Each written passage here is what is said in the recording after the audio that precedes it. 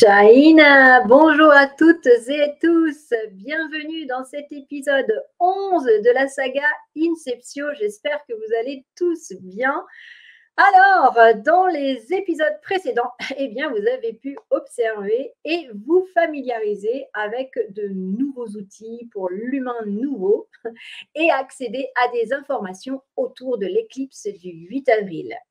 Un immense merci à tous les artisans de paix et de lumière sincères qui ont œuvré pour affirmer la voie de l'humain royal amour. C'est important de répondre présent et de persévérer. Nous sommes très observés par les célestes. Ils regardent ceux qui œuvrent et qui viennent à tous les rendez-vous, que ce soit le jour J ou en décalé. C'est le cas d'ailleurs de Christian, par exemple. Il participe depuis le début au protocole et il prend des vaisseaux incroyables maintenant. Voyez, sa persévérance paye. Nous avons trop tendance à nous lasser et à manquer de régularité et de persévérance. Le projet Inceptio nous enseigne à obtenir des progrès par notre implication et par la continuité de nos actions. C'est un voyage intérieur, je vous le rappelle, qui suit un processus alchimique et permet de changer en conscience. C'est un processus que l'on appelle assomption plutôt que ascension. Une assomption est une ascension mais en conscience. Une formidable aventure. En parlant d'ascension, je vais vous parler aujourd'hui des informations transmises par le soi supérieur pour le protocole du 9 mai 2024, jour de l'ascension. Après le jour de l'annonciation du 8 avril, eh bien, je pensais, moi, qu'il y aurait une pause de quelques mois, puisque nous étions informés que l'éclipse avait ouvert un portail et avait instauré un temps de pause et d'intégration. Que nenni! À peine le protocole du 8 avril était-il terminé qu'une guématrie pour le 9 mai arrivait, accompagnée de 2 cartes. Alors, autant vous dire que les soies, eh bien, ils ne chôment pas, eux. Hein. Allez, regardons cela de plus près. La guématrie et la première carte évoquent les 7 gènes réactivés depuis octobre 2022. Comme nous sommes en temps de pause et d'intégration depuis le 8 avril, je me suis dit que c'était assez logique que l'on reprenne tout le travail effectué et qu'il soit rassemblé sur une carte. Donc, je n'ai pas été plus surprise que ça. Là où ça devient intéressant, c'est que cette carte indique donc 7 gènes différents, comprenant chacun 7 codes de lumière qui avaient déjà été transmis sur des cartes. Sauf pour les codes Abgal, hein, qui avaient été transmis il y a des années par une opératrice et qui comportent 9 ou 10 codes. Et ces gènes sont donc accompagnés des 7 couleurs de l'arc-en-ciel. Rouge, orange, jaune, vert, bleu, bleu indigo et violet. Donc, 7 gènes de 7 codes de lumière associés aux 7 couleurs de l'arc-en-ciel. 7, c'est le cycle de la création. 6 jours de création et 1 jour de conscientisation. On l'appelle aussi le chiffre magique. 7, c'est le chariot dans le jeu de tarot de Marseille. Cette carte symbolise la maîtrise qu'obtient tout individu lorsqu'il parvient à concilier les contradictions. À ce moment, l'intelligence domine la matière. C'est très intéressant, puisque nous avons vu dans un précédent épisode que le soi supérieur avait communiqué le sceau de Salomon, qui représente justement l'unification des contraires, la réconciliation des opposés. 7,23 cm est la dimension d'une longueur d'onde dans cet univers. Les longueurs d'onde qui composent les notes musicales et les dimensions sont semblables. Et je vous invite à lire le livre de Drunvalo Melchizedek, le tome 2 du secret de la fleur de vie, pour aller vérifier tout cela. J'y ajoute donc qu'après vérification, toutes les portions sur cette carte sont de dimension égale. Elles mesurent 21 cm, sauf la portion du gène des anciens primordiaux qui mesure, elle, 27 cm. Or, 21, c'est le monde, et 27, c'est l'âme du monde selon Platon. Nous pouvons aussi remarquer, pour celles et ceux qui participent depuis le début au projet Inceptio, que les gènes sont placés dans une roue, mais pas à la suite dans laquelle nous avons été invités à les activer. Chaque gène se voit donc attribuer une couleur. Violet pour les anciens primordiaux, indigo pour le gène intraterrestre, bleu pour le gène reptilien Abgal, vert pour le gène arcturien, jaune pour le gène solarien, orange pour le gène andromédien et rouge pour le gène félidé. Est-ce que cette combinaison correspond à un individu particulier ou à tous? Je ne le sais pas. Je me sens alignée, moi, avec cette représentation circulaire et équitable des gènes activés. Mais je ne sais pas si cela concerne tout le monde qui œuvre depuis la première activation. Alors, à chacun de faire son enquête.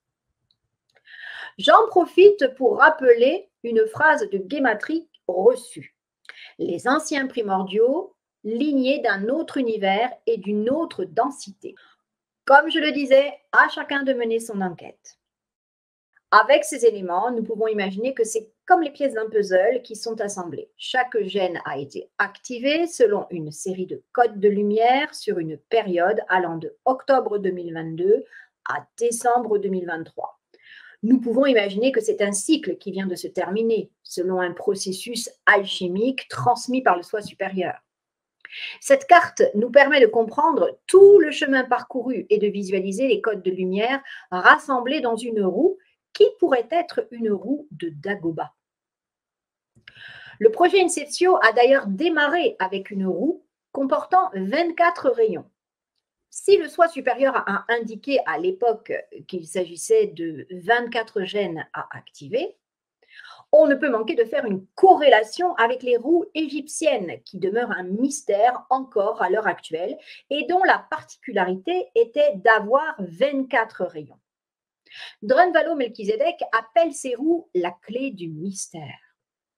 Ces roues indiqueraient des niveaux dimensionnels auxquels les Égyptiens étaient parvenus à accéder. La roue divisée en 12 parties égales représente le ciel. En 36 parties égales, cela représente la terre. Et en 24 parties égales, cela représente la zone entre le ciel et la terre. Les Égyptiens semblaient utiliser ces roues pour dessiner une carte du ciel ou de la terre menant à une autre dimension. Comme d'habitude, tout est symbolique. Alors, en procédant à quelques recoupements, nous pouvons imaginer des possibilités, des pistes. Et c'est la phrase de Gematria. Grâce aux porteurs de gènes multi-espèces réactivés, j'active mon ADN arc-en-ciel qui m'y a fait penser. Comment associer des couleurs à un ADN? Sauf que le soi supérieur indique aussi par Gematrie, l'univers est conscience, la conscience est fréquence, les fréquences sont des sons. Les fréquences sont des sons audibles et non audibles. Les sons émettent des couleurs. Les couleurs correspondent aux différents paliers de conscience. Ce que nous savons aussi, et cette fois-ci de manière scientifique, c'est que la fusion de ces 7 couleurs produit le blanc. C'est un processus alchimique puisque chaque couleur prise individuellement a ses caractéristiques propres, mais ensemble, elles forment un tout unifié qui donne un nouvel état, le blanc.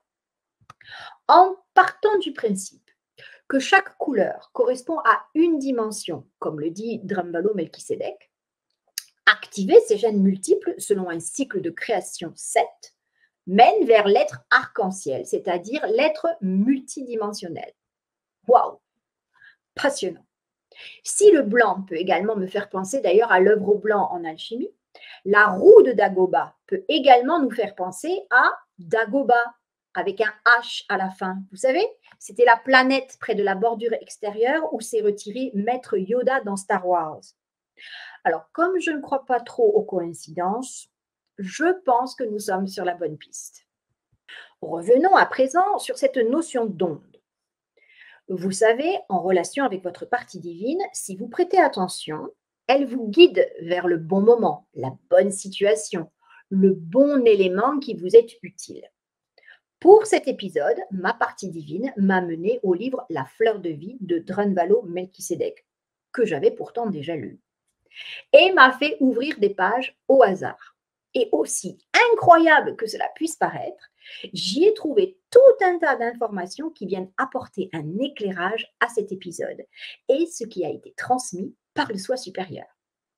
Et voici ce que nous y trouvons concernant la longueur d'onde.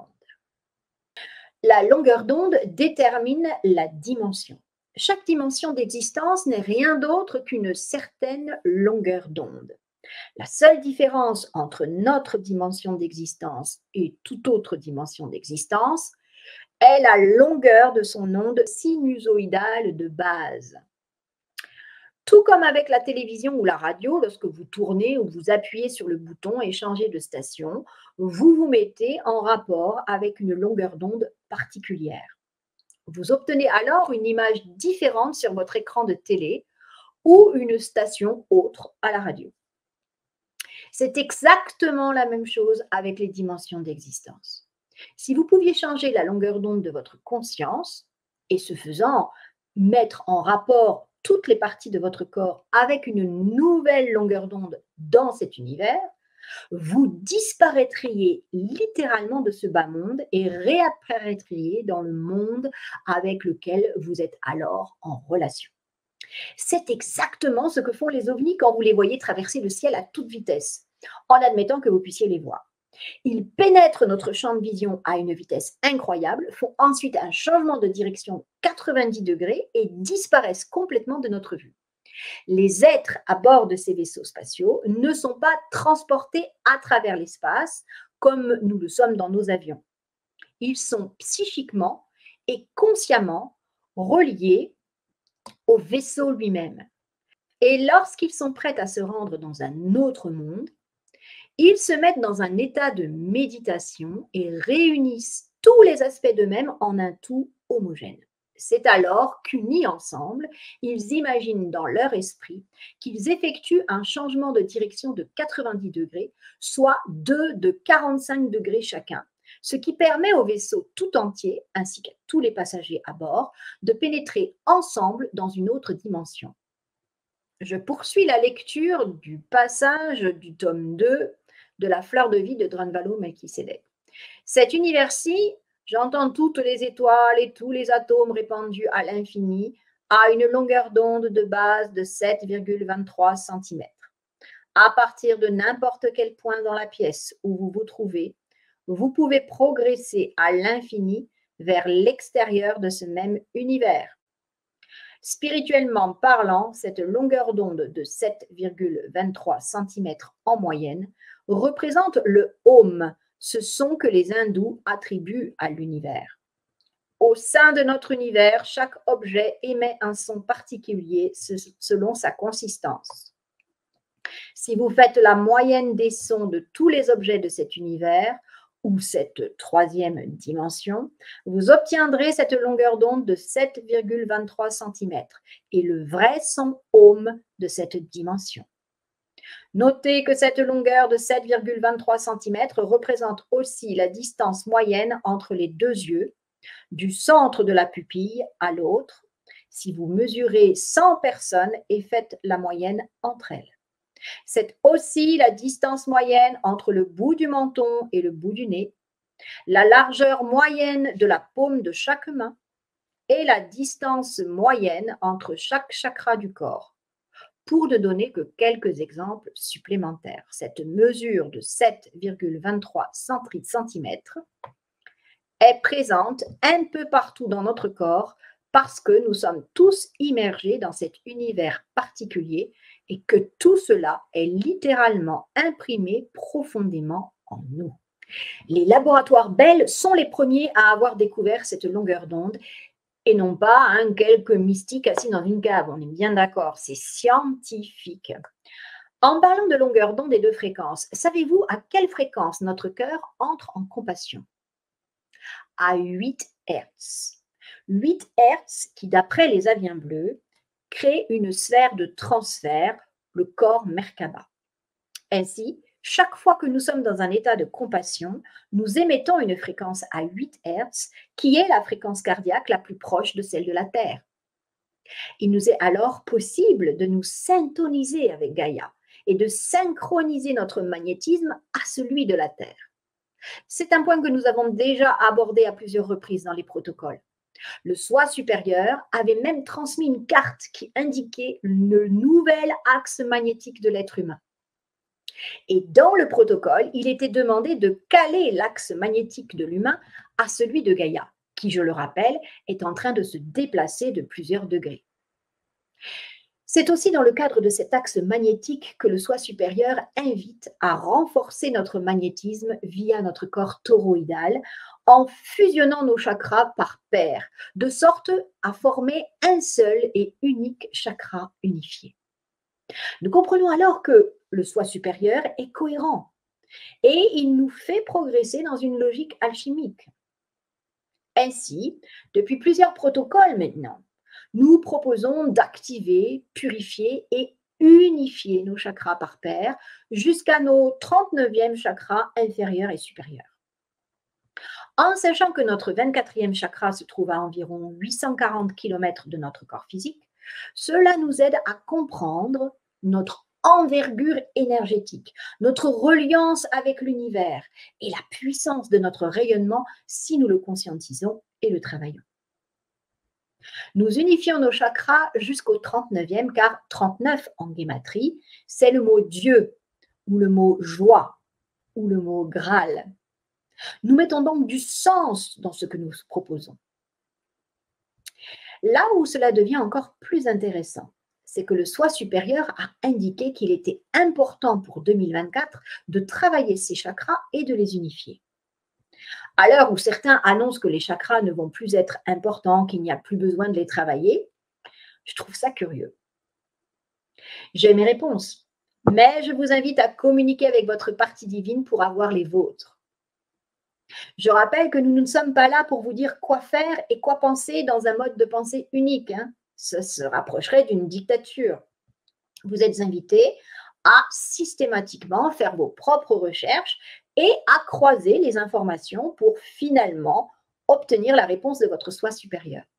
La reliance avec votre partie divine est la principale priorité pour pouvoir évoluer en conscience selon un procédé divin.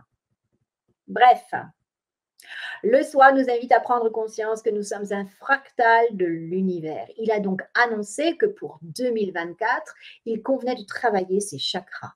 Non pas en continuant leur activation de manière habituelle, mais en y apportant des notions importantes telles que le tore, l'unification des chakras, ou l'équivalence avec les planètes et les étoiles, ou encore le magnétisme humain.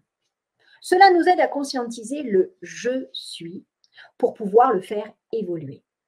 Et je vous rappelle que « je suis » en latin se dit « ego ». Nous sommes donc venus ici, en 3e densité de conscience, œuvrer sur notre ego, sur notre « je suis ». S'intéresser aux chakras, qui sont des centres énergétiques, je vous le rappelle, présents au niveau de notre corps physique, mais également de notre corps subtil, semble être visiblement une bonne option pour 2024 et nous amène une opportunité de conscientiser leur rôle en termes de circulation d'énergie avec le tore pour gérer les coups de fatigue, par exemple, le lien avec les planètes et les étoiles de notre système solaire, ou encore le renforcement de notre magnétisme avec l'unification de nos chakras. Ce n'est pas rien, les amis. J'y ajoute à titre personnel qu'il me paraît important, pour ne pas dire essentiel, de purifier, nettoyer ces chakras tous les jours. Tout comme vous prenez une douche chaque jour pour nettoyer votre corps physique, il convient de faire de même pour vos chakras. En purifiant et activant vos chakras tous les jours, vos énergies circulent mieux, votre rayonnement individuel s'amplifie, votre antenne émettrice-réceptrice s'optimise. En y ajoutant l'unification, vous augmentez votre magnétisme utile pour le corps de lumière Merkaba ou sphère de transfert, comme l'appellent les aviens bleus de 6e densité. Passons à présent à la seconde carte. Ce fut la surprise pour moi pour ce protocole. Un balancier cosmique. Mais qu'est-ce que c'est et à quoi ça sert? Vous remarquerez que cette carte indique, en plus du balancier, deux pôles, service à soi et service à autrui. Ce sont les aviens bleus, un complexe mémoriel sociétal de sixième densité de race aviaire, qui a indiqué que le service à soi signifiait 95% pour soi et 5% pour les autres, tandis que le service à autrui signifie 49% pour soi et 51% pour les autres. Ce rapport du service à autrui est intéressant, car il se rapproche du rapport Phi, 1,618, le nombre d'or que l'on retrouve un peu partout sur Terre et dans l'univers. Sachez que les Aviens ont tenté d'expliquer combien il n'est pas aisé d'œuvrer à 95% pour soi dans le service à soi. Cela demande un très grand investissement sur soi et cela génère bien sûr un mode de fonctionnement pyramidal. Le service à autrui étant plus équilibré, il est plus aisé et génère un mode de fonctionnement plus synergique. À vous de faire vos recherches. Dans une période où les États-Unis et la Russie font l'objet d'une attention particulière, j'ai trouvé frappant que le service à soi se trouve au niveau de l'Amérique et le service à autrui sur la Russie. Observez également comme la partie où est fixé le balancier est divisée en deux. Une avec un cerveau et l'autre avec un cœur. Nous pourrions en déduire que du côté service à soi, nous sommes dans le mental et du côté du service à autrui, nous sommes dans le cœur. Or, le soi supérieur nous a invités à faire un choix vers l'humain royal amour en février dernier et à prendre nos décisions avec le cœur. La Gematria indiquait qu'il était temps pour les artisans de lumière de pousser en conscience le balancier cosmique vers le service à autrui. Tout d'abord, il nous a indiqué de conscientiser ce balancier particulier avec les phrases de Gematrie suivantes. Conscientiser le balancier cosmique, conscientiser le balancier magnétique, qui ont toutes deux la même valeur incroyable. 347 en alpha, 571 en oméga. Nous comprenons que ce balancier a une dimension cosmique. Je vous rappelle que la définition de cosmique est relatif à l'univers et qu'en grec, cosmos signifie ordre. Donc, nous pouvons supposer que ce balancier a une dimension universelle et est en rapport avec l'ordre ou remettre de l'ordre. Or, justement, dans la Gematrie du 9 mai, il est fait mention de le 9 mai 2024, 345 438, la remise en ordre de tout ce qui est, 345 438. Incroyable, non? Moi, j'adore ce recoupement. Alors, observons ensemble les phrases de Gematrie qui faisaient allusion au balancier. Il s'agit ici de phrases ponctionnées depuis la Gematrie qui faisait 4 pages. Par conséquent, leurs valeurs ne se suivent pas puisque ces phrases avaient les mêmes valeurs que d'autres phrases qui ne mentionnent pas le balancier et donc je ne les ai pas mis là. Nous allons observer uniquement les phrases qui font référence au balancier. Qu'est-ce que nous avons? Nous avons le changement de pôle est un changement de polarité. La planète Terre arrive à son point de bascule de polarité, passant du service à soi au service à autrui. Le changement de polarité est un cycle cosmique naturel sur Gaïa. Service à soi, service à autrui, le balancier magnétique. En service à autrui, les civilisations s'expansent à l'infini. Le balancier et les planètes en synchronisation. C'est très intéressant parce que ce n'est pas la première fois qu'on nous dit que les planètes sont reliées au processus en cours. Et là, on s'aperçoit que tout ceci est attendu finalement, c'est naturel, ça fait partie du cycle. Il s'agit bien, donc on peut le voir, d'un principe évolutif conventionnel visiblement. Et moi, ça m'interpelle. En tout cas, c'est très positif, puisqu'il est fait mention d'une expansion à l'infini de civilisations et qu'il y a une synchronisation avec les planètes, probablement au moins de notre système solaire. Moi, je trouve ça merveilleux. Allez, reprenons l'examen de la carte, de cette carte du balancier. Dans la bulle service à autrui, on peut y voir du laurier. Et je vous rappelle que le laurier symbolise la spiritualité et que les cathares avaient annoncé qu'après 700 ans, le laurier reverdirait. Et il semble que du point de vue du soi supérieur, nous soyons sur la bonne voie. Je rappelle également que le symposium Exovision a eu lieu les 16, 17 et 18 mars 2024 et que le 16 mars 1244 est la date du bûcher de Montségur où tout un village cathare a été brûlé avec ses habitants qui sont montés volontairement sur le bûcher en chantant après avoir négocié d'attendre ce jour précis pour être tués. Les cathares étaient les purs et ils connaissaient les lois de l'univers et la puissance de l'esprit. Ce jour du 16 mars n'a certainement pas été un hasard. Et je doute que les dates disponibles proposées par le Zénith de Limoges soient un hasard. Nous n'avons en effet pas eu beaucoup de choix de dates disponibles, croyez-moi, lorsque nous avons voulu réserver le Zénith. Et comme par hasard, celle qui convenait le mieux était celle-ci. Comme par hasard. D'un point de vue plus général, le laurier est un symbole du succès. Celui qu'on appelle aussi laurier d'Apollon est l'ornement des victoires. Plutarque raconte que Scipion est rentré dans Carthage une branche de laurier à la main. En Espagne, on jette ces branches sur un lit de braise et des spécialistes lisent l'avenir dans les fumées qui s'en dégagent. C'est fou tout ce que nous apprenons avec une guématrie et un protocole. Allez, j'en termine avec la carte du balancier avec une observation qui m'a été indiquée par mon soi supérieur. Observez comme le mot « le » et le mot « cosmique » sont placés sur la carte. Eh bien, si vous prenez le mot « cosmique » et qu'en partant du S de cosmique, vous lisez à l'envers, cela forme le mot « soc » plus « le », ce qui donne « socle ». C'est captivant. Mais qu'est-ce que ça peut bien vouloir dire? Est-ce que ça signifierait que l'Amérique du Sud est un socle? Si oui, de quoi? Ou s'agit-il du balancier? Le mystère plane et nous restons sans réponse. Mais il est certain que si le soi supérieur a aidé à relever cette information, c'est que cela a revêt une certaine importance. Après, il faut que notre esprit soit calibré pour comprendre.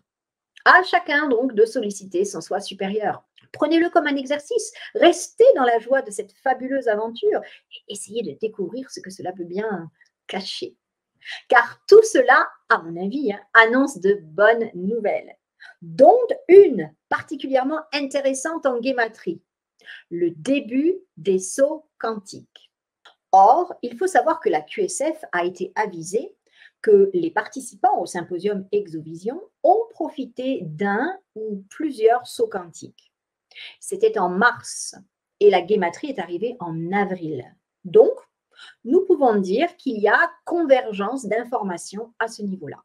Enfin, c'est en préparant la vignette qui annonce l'épisode 11 que je me suis aperçue que la carte du balancier cosmique et la photo prise dans une pyramide par Drunvalo Melchisedec avec les roues de Dagoba avaient une similitude. Observez les deux bulles du balancier service à soi et service à autrui et les deux roues sur la gravure. Observez le bras du balancier et ce que tient le bonhomme sur la gravure. Et comment sont placés ces deux bras? Fascinant, non? Je rappelle que cette gravure indique une manière de mener à une autre dimension. Cela laisse songeur. Pour finir, parce que je ne veux pas faire trop long, même si je remercie la belle âme Isabella Joie qui a laissé un commentaire pour l'épisode 10 et pour informer, je cite, « Je suis ces épisodes avec un vrai régal, même si leur durée s'est réduite, je vous dis merci, merci, merci. » Eh bien, écoutez, merci à vous, Isabella. Cela me donne du courage pour continuer en sachant que cette saga intéresse. Alors, merci à tous pour vos encouragements. C'est vraiment précieux. Donc, comme je le disais, pour finir, je souhaite attirer votre attention sur la date et l'horaire du protocole. C'est un exercice que je me plais à faire après chaque guématrie pour voir s'il se cache quelque chose derrière la date apparue en guématrie. Parfois, ça me permet de me rendre compte qu'il y a un alignement planétaire particulier ou un événement spécifique. Alors là, nous avions donc le 9 mai 2024. Donc 9, 5, 2024. Et si on additionne ces chiffres, on obtient 22. 22, c'est le mat dans le tarot de Marseille, celui qui a fini un cycle d'initiation.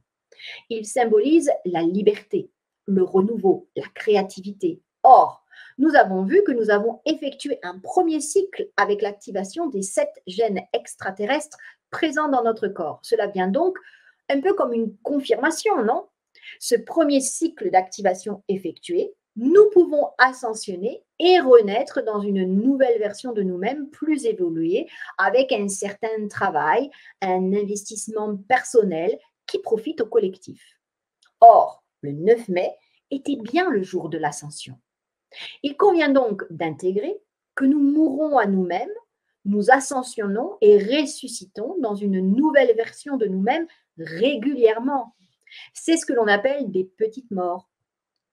Alors évidemment, c'est moins spectaculaire qu'une ascension pour passer d'un plan à un autre, mais cela permet de relativiser le processus et de le rendre plus accessible.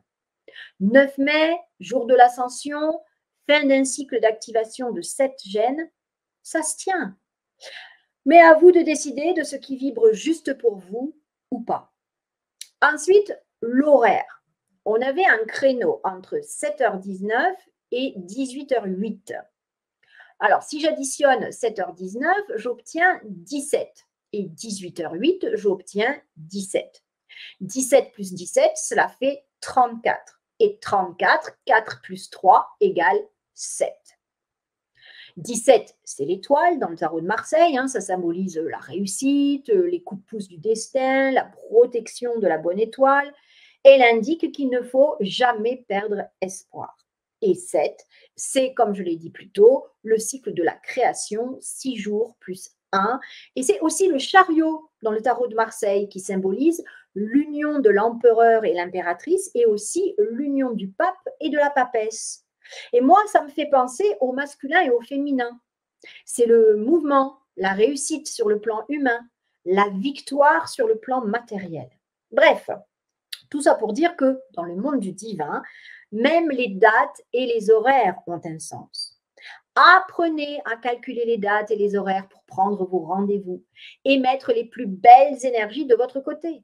Voilà comment un Jedi œuvre au quotidien. Et voilà comment nous faisons évoluer notre pensée ordinaire vers une pensée plus expansée. Allez, je m'arrête là pour aujourd'hui. C'est un vrai plaisir que de partager cette aventure avec vous. Dans le prochain épisode, nous parlerons du protocole du 21 juin et de la divulgation par le soi supérieur d'une nouvelle technologie incroyable. Je ne vous en dis pas plus, la suite dans l'épisode 12 à venir. En attendant, je vous partage quelques photos prises par des participants au protocole du 9 mai. Vous y verrez des présences intéressantes qui confirment la collaboration humano-céleste en place dans le but de faire évoluer l'être humain vers sa partie divine. L'humain royal amour est un très bel objectif d'être de paix, d'amour et de compassion relié à son soi supérieur. Continuez de participer au protocole et invitez de plus en plus de monde à œuvrer en collectif. L'union fait la force et le travail individuel, la qualité. Avec tous mes remerciements aux fidèles qui participent et suivent les épisodes de cette saga pas comme les autres et aux nouveaux, dans la paix du cœur et de l'esprit. À bientôt les amis.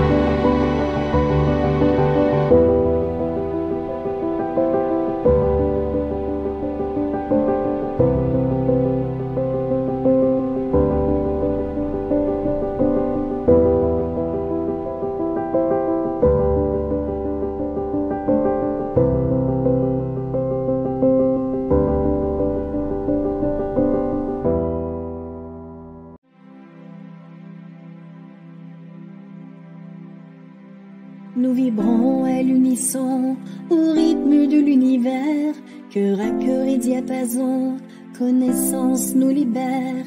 Famille galactique reconnectée au service de toute l'humanité, la sagesse pour nous guider, tous les règnes sont respectés. Quantum spirituelle force, la puissance de l'esprit, le service à autrui, la conscience infinie. Quantum spirituelle force, œuvrant dans l'unité, formant nombreuses alliances en toute neutralité. Défendre et protéger la vie à tout prix, c'est la sagesse du cœur et de l'esprit. Une collaboration, c'est l'astre spirituel, la force de la paix, unie et multiverselle. Quantum spirituelle force, la puissance de l'esprit, le service à autrui, la conscience infinie. Quantum spirituelle force, œuvrant dans l'unité, formant nombreuses alliances en toute neutralité. C'est la QSF, les gardiens au-delà de l'espace et du temps. C'est la QSF, ascension de masse planétaire pour le vivant. C'est la QSF, foi, courage, amour, compassion et ligne de temps. C'est la QSF, Templier, Shawan, Jedi du nouveau temps. Quantum spirituelle force, la puissance de l'esprit,